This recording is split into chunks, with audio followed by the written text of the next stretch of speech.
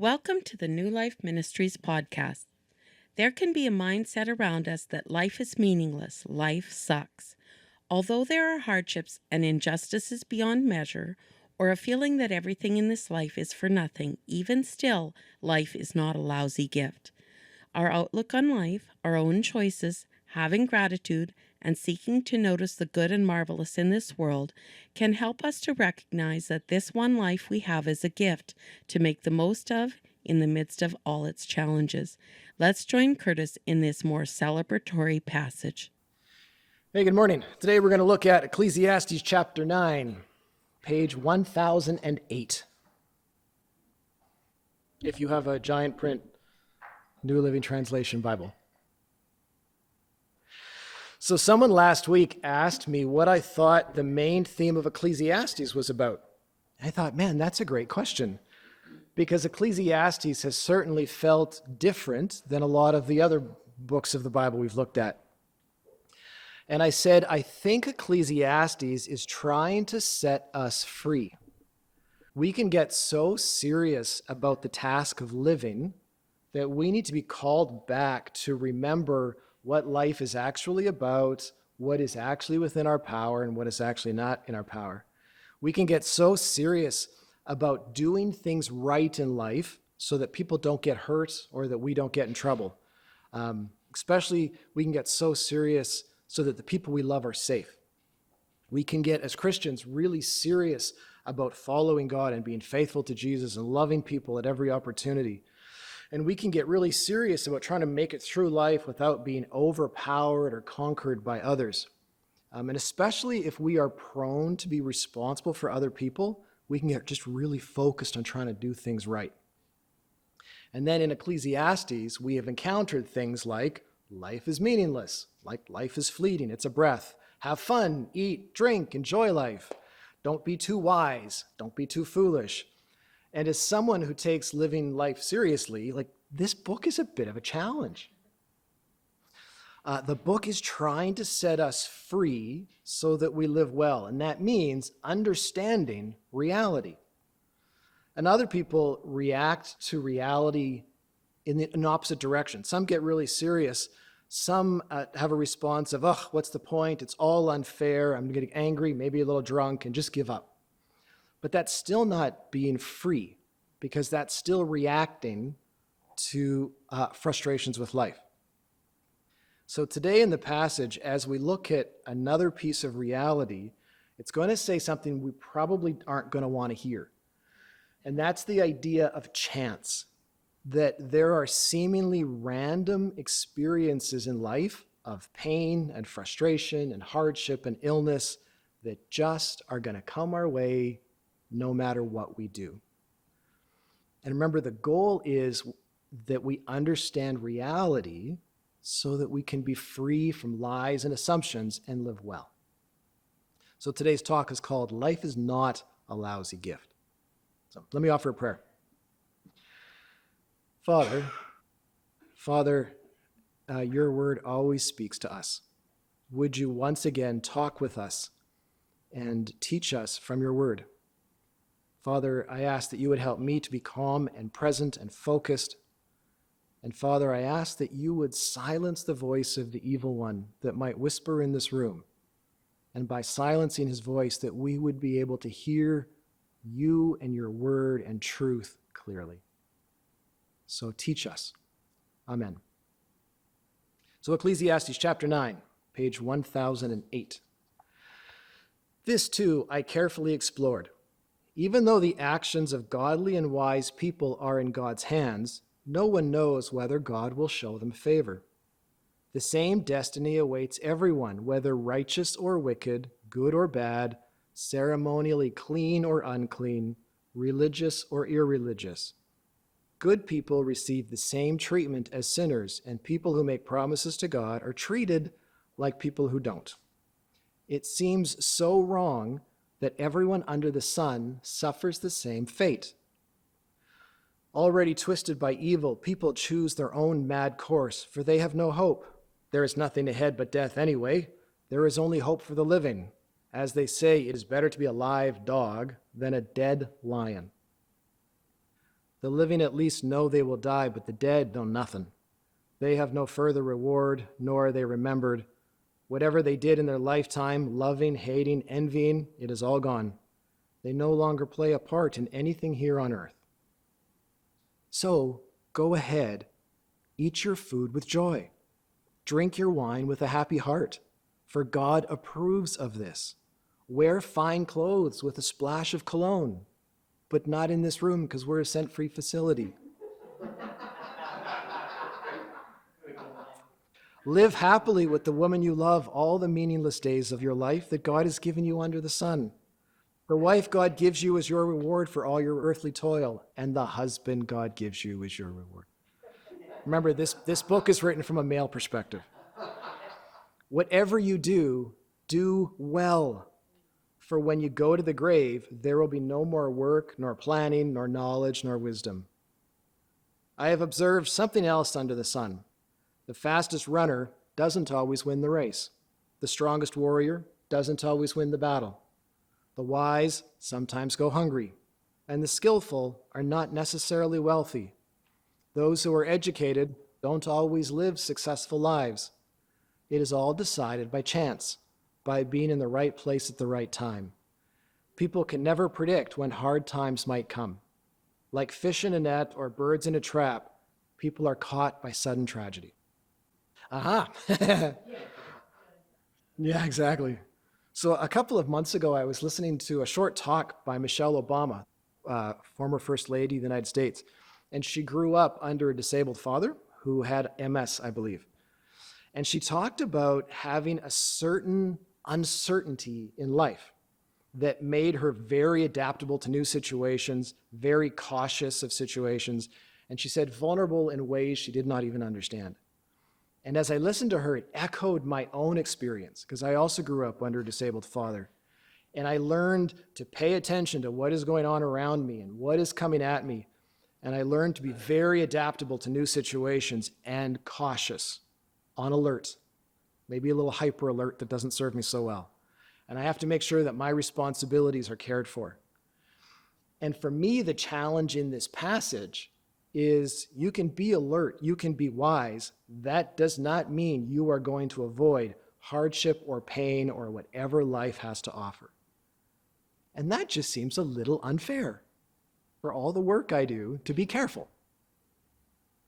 So let's look at this passage. Verse 1 and 2 are telling us that no matter who we are, we're going to get both good and bad in life. And we need to understand that is normal. Even though the actions of godly and wise people are in God's hands, no one knows whether God will show them favor. The same destiny ultimately awaits everyone. We will all get success and failure, good and bad, hate and love. The literal translation of that piece is, the righteous and the wise and their deeds are in the hands of God. Both love and hate, humankind does not know. Both are before them. Both. Just as for everyone there is one fate. So it doesn't matter how devoted you are, anything can come your way. Life is complex. You will get good and bad, love and hate, success and failure. And you can be righteous. You can do things God's way. You can be good. You can be ceremonially clean, which would mean that you're always ready to connect with God. So you might pray regularly, fast regularly, worship God regularly, serve God regularly. You're ready for him at any moment. Doesn't matter. You can live a life of integrity where what you say is what you do and you carry through in your commitments. All of those things are good. You will still experience all the ups and downs of life. What happens is in God's hands and part of his plan. Now you might object and say, no, wait, the Bible promises blessings to those who follow God. And certainly it makes some promises. And if we were to go to the book of Proverbs, for example, in chapter 3 we read, fear the Lord and turn away from evil. Then you will have healing for your bones and strength, healing for your body and strength for your bones. That sounds like a promise. Honor the Lord with your wealth and the best parts of everything you produce. Then he will fill your barns with grain and your vats will overflow with good wine. Sounds like, promise and blessing. In chapter 4, it says, don't turn your back on wisdom, for wisdom will protect you. Love her and she will guard you. And a bit later, when you walk, you won't be held back. When you run, you won't stumble. So they're all promises of being blessed and having a good life if you respond to God. And those are true promises. But life's a little bit more complex than just cause and effect. So if you follow the path of wisdom, there is joy and blessing. And if you follow the path of being foolish, there is misery.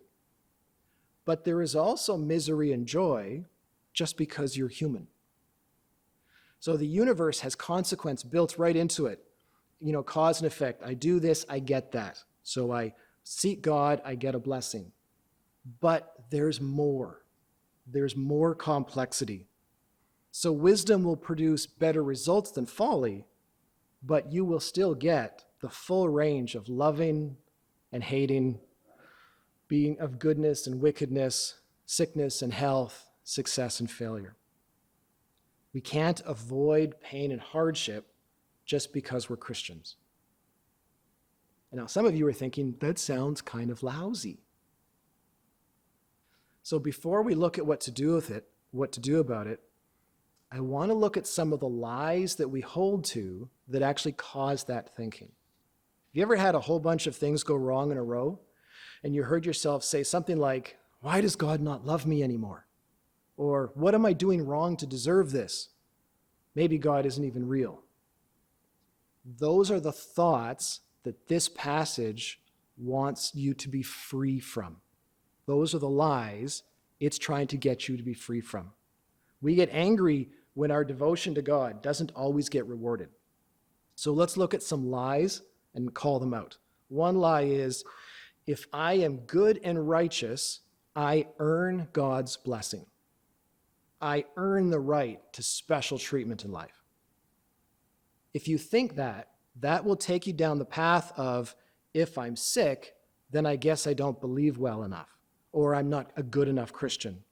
That is not true. And this passage says we all get all of what life has to offer. Chance happens. Life is more than just cause and effect. And the opposite of that thought, I earn God's blessing, instead of, if I'm sick, I must not be a good enough Christian. The other side is, if I'm healthy, well, then I must be good and righteous in God's eyes. And that will distort and deceive your ego. So that's a lie. Another lie is, if God loves me, I will get a good life and never experience pain. Which is a bit like saying to your mom, if you love me, you will not make me eat broccoli. Right? My mom does a great job with broccoli. Just a little cheese sauce. But we're equating being loved by getting pleasurable things, measuring love based on how well things are going. Is that how it works in your marriage or in your most significant relationship? That your love for the one you love is measured by how many good gifts you give and how well you're making things work? I hope not. Love has to go deeper than just that. So here's a thought. If all Christians only experienced joy and blessing, if all Christians only ever experienced joy and blessing, people would respond to Jesus for the wrong reason. Rather than about responding to God's love and responding to friendship, people would want Jesus just to avoid pain in their life, which actually would be deceptive. The reality is, many Christians, many disciples of Jesus experience tremendous pain and injustice in life. And you get to the book of Revelation at the very end of the Bible, and there's this story of martyrs being around the throne of God, calling out to God, how much longer until I get justice? So injustice and pain happens. When we walk with God, we don't get a pain-free life. And having pain in your life does not mean you are doing something wrong. There's also a lie that is based on a fear of living. a fear of going down the wrong path and then making a mistake. And if I make a mistake, I cannot recover from that mistake. My life will be destroyed. So therefore, I will not take any risks of life. So therefore, I will not get hurt. And God, if he loves me, will make sure that I am protected and never get hurt. And it's driven by a fear of living and getting in a spot where you can't get out. The lie is that you can't recover. The truth is you can recover. God loves to give second chances and third chances and fourth chances. So life is a complex experience where you get good and bad and love and hate and success and failure. Wisdom will serve you, but you'll still get all of what life has to offer. But life is not a lousy gift. So one of the common responses to this being good does not guarantee a painless life is found in verse 3. It seems so wrong that everyone under the sun suffers the same fate, good or bad. Already twisted by evil, people choose their own mad course, for they have no hope. There is nothing ahead but death anyway. There is only hope for the living. As they said, it's better to be a live dog than a dead lion. So in the face of you're going to get what you get out of life, some people decide to just give up and give in to temptation and evil. Why be good if good might result in me getting bad? Dogs were not beloved animals in your home. They were outdoor animals who were scavengers. They were mangy. They were dangerous. Lions were majestic, dangerous, but noble. And the passage is saying, like, it's better to be a dog and alive than dead.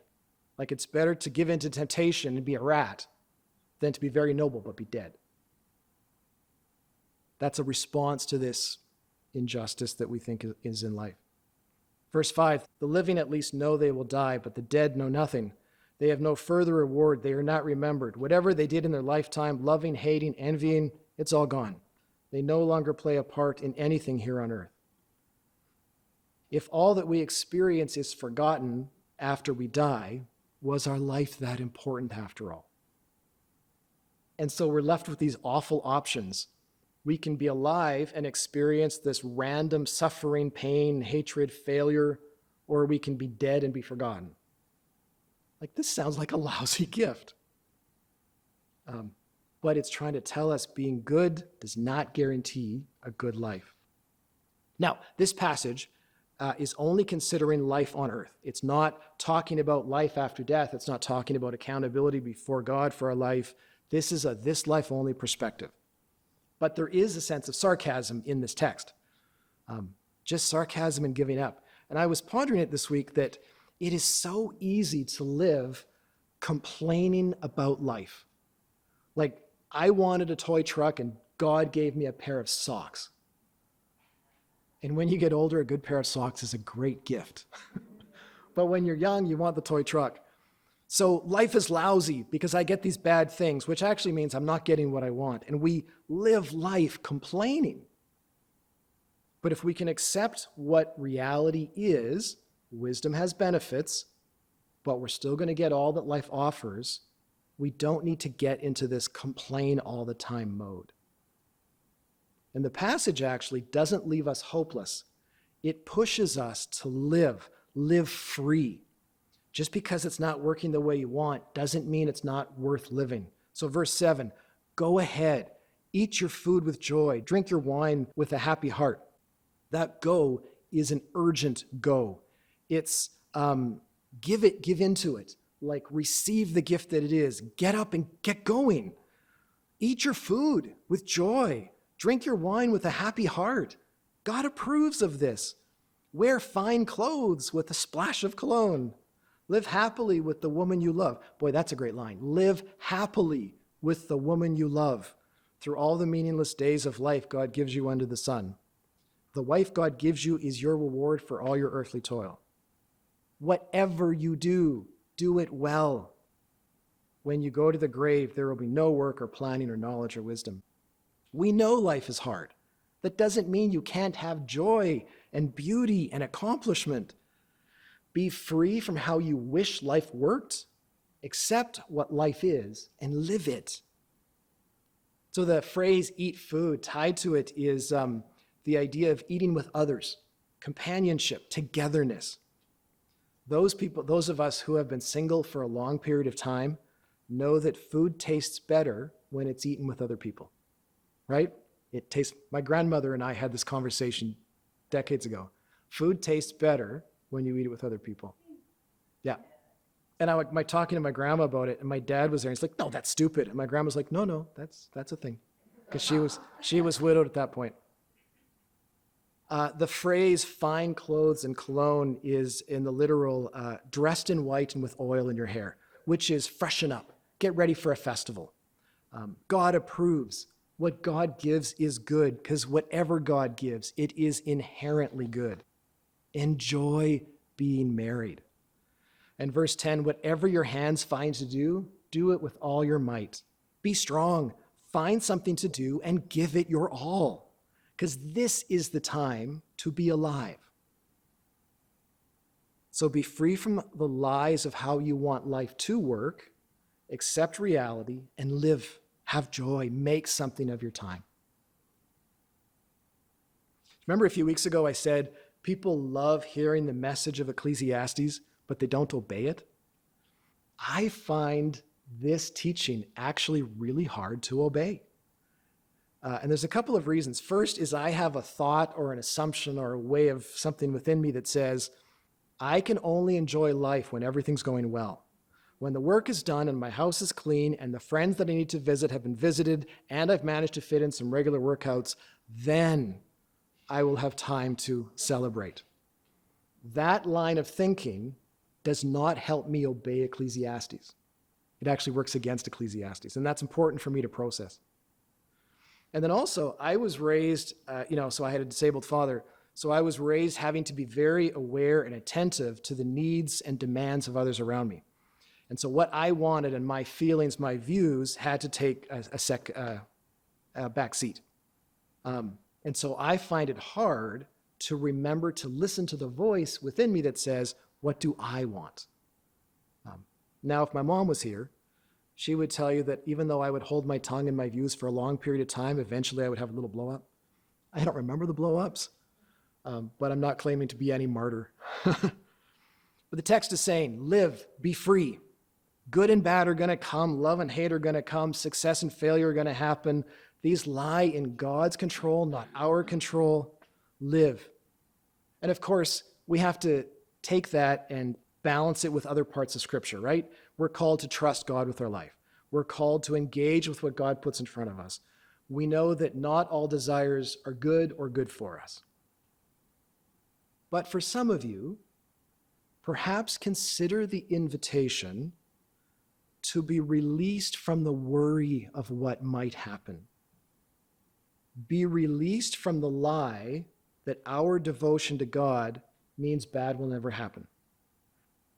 And when bad does happen, be released from the desire to respond with evil and temptation. Be released to live and enjoy life. Celebrate with others. Have joy. God approves of this.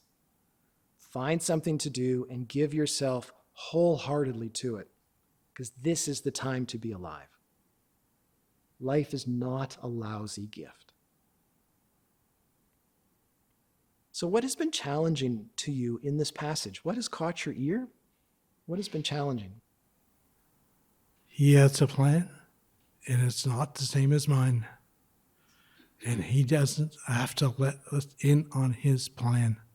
We have to trust God that he has a purpose for us, and at various times he lets us know what that purpose is, and sometimes we just find ourselves in it without a realization that it all comes down to we believe our plan is right, and we don't particularly trust in God's plan. We need to have more faith. Yeah, I like that. I think sometimes too, I didn't talk about it, but God will work to collapse our system if our system is based on a belief that is actually quite wrong. It's like, I got to break this out of you if you're not going to learn any other way.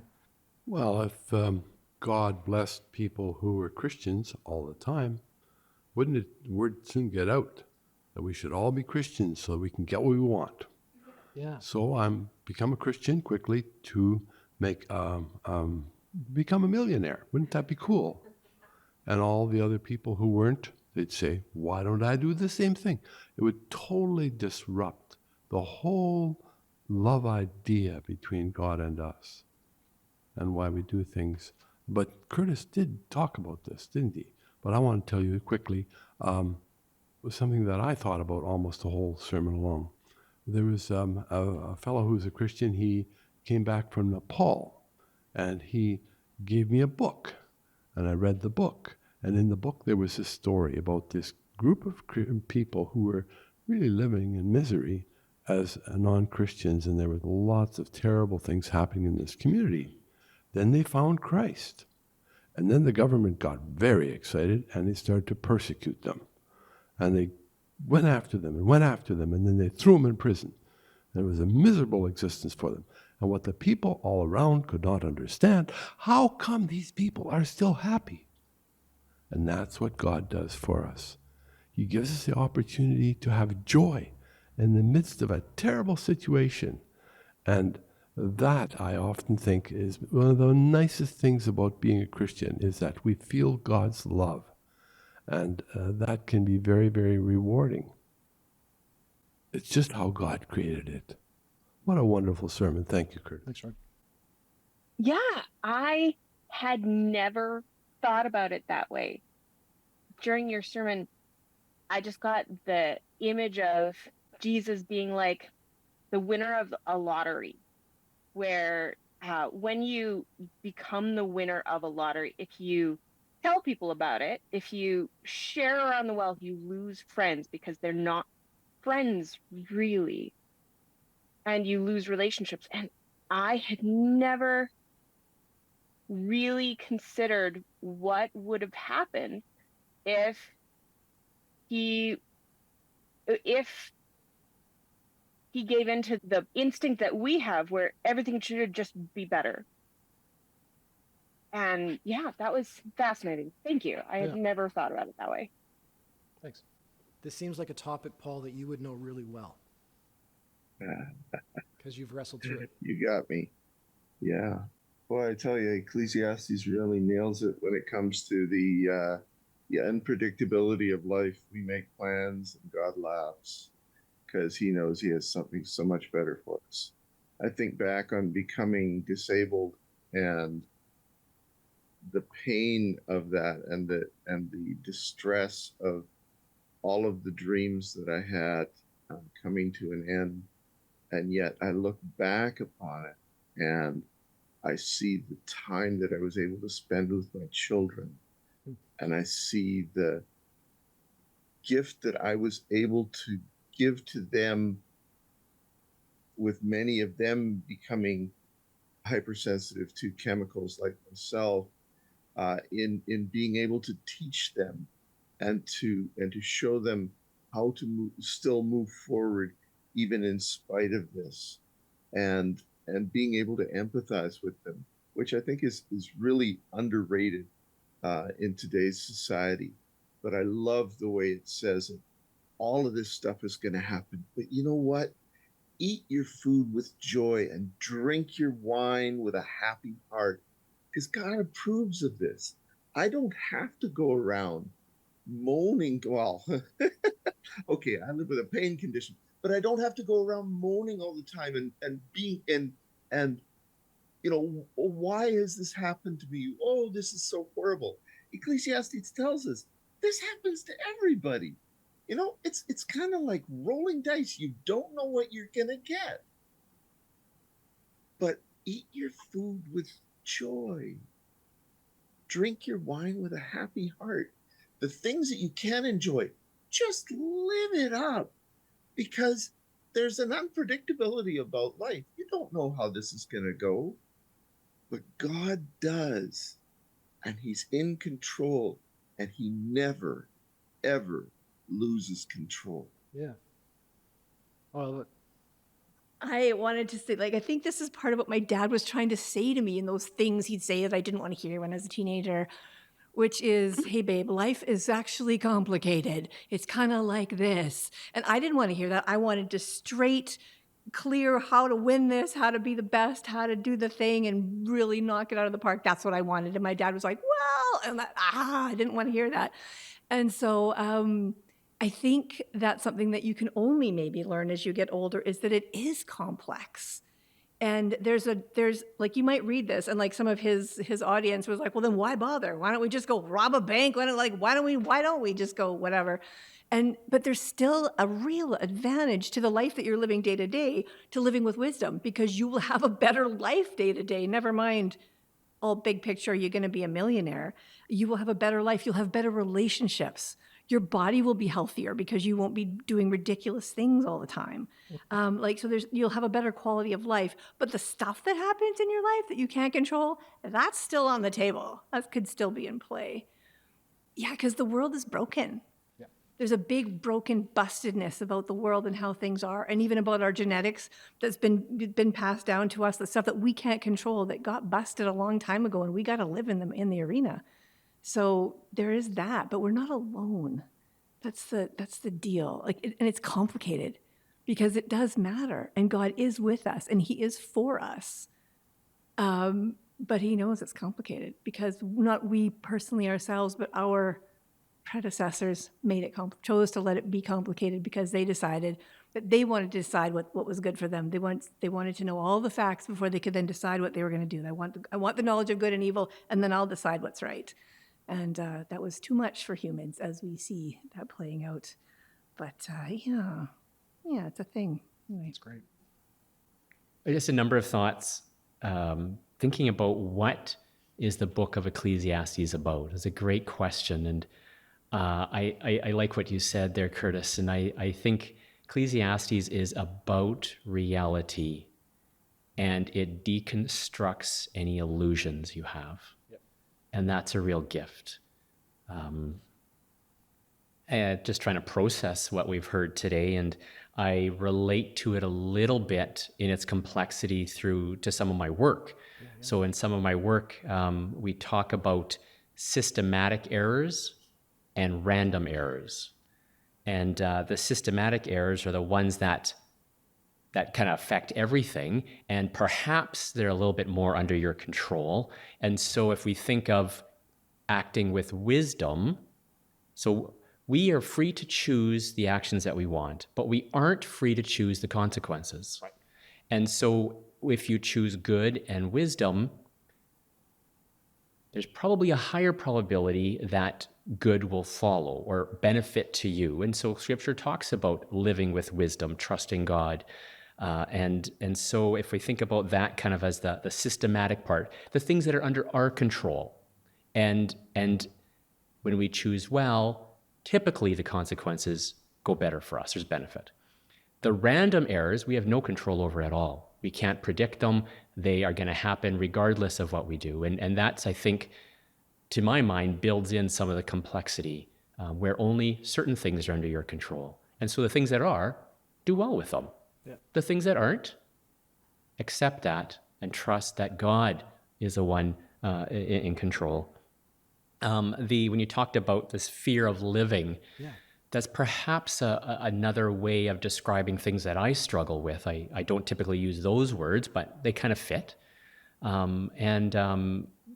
Going through some counseling to help me process and learn and heal, one of the things that my counselor mentioned, I'm not sure if I mentioned this at church here before or not, but one of the things that she said really surprised me in a healthy way. And she said, is it possible that God might be in the consequences?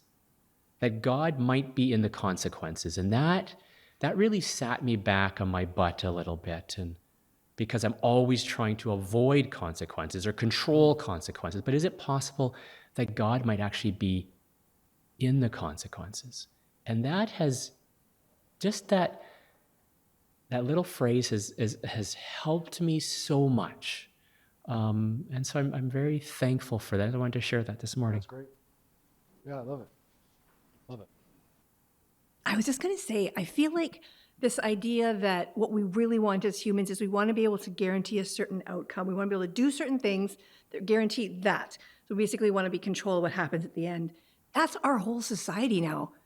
Tony Robbins, if you do this, this, and this, you will absolutely, for sure, guaranteed, if you sign up for his program and do all the stuff, you'll have an astonishing life. And he's just an example. Like this is what our society is like. Buy this insurance. It'll keep this from happening to you. Like our whole society is set up on mitigating and handling and minimizing risk and maximizing possible good outcomes. We think everything is a math equation.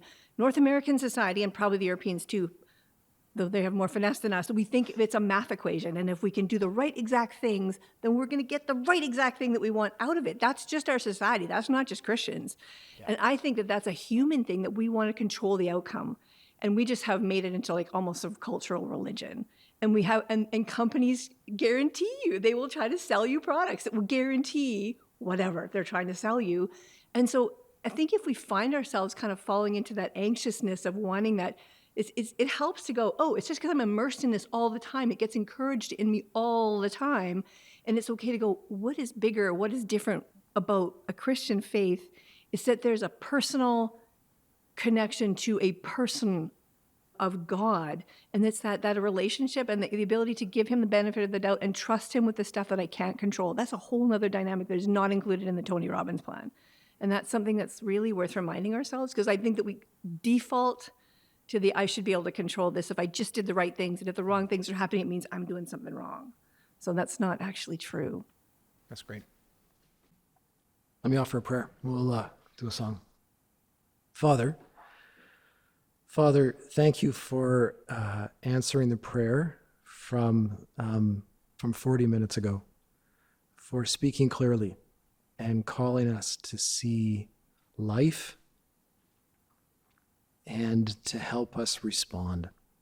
Thank you for the goodness you pour out on us. And Father, on this day where we have really focused on fatherhood and allowed there to be space for the vulnerability of making mistakes in fatherhood, thank you that you are a good, good father to us. Yeah. That you both protect us and yet provoke us. Thank you. We praise you. We love you. Amen. Thank you for listening to our podcast today. New Life Ministries is located in Winnipeg, Manitoba. You are invited to join our service in person or over Zoom. Please use the Contact Us link to send an email to the church office and request the address or Zoom link. If you would like to use these podcasts as part of your home church or local church gathering, you are free to do so. We do request that you let us know. If there is any other way that we can help you in your ministry, please send us an email.